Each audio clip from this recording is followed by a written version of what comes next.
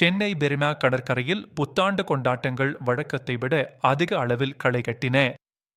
ஆயிரக்கணக்கான மக்கள் குடும்பத்தினருடனும் நண்பர்களுடனும் திரண்டு புத்தாண்டை வரவேற்க உற்சாகமாக காத்திருந்தனர். வான வேடிக்கைகள் விண்ணை அலங்கரிக்க பி.ஜே. இசை நிகழ்ச்சிகள் கடற்கரையை அதிர வைத்தன. அதே சமயம் சிலர் அமைதியான பிரார்த்தனைகளுடன் புத்தாண்டை வரவேற்று இந்த உற்சாகமான கொண்டாட்டத்தை மேலும் சிறப்பித்தனர்.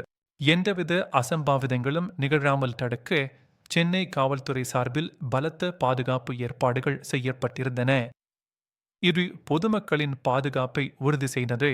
25,000க்கும் மேற்பட்ட காவல்துறையினர் பாதுகாப்பு பணியில் ஈடுபடுத்தப்பட்டனர்.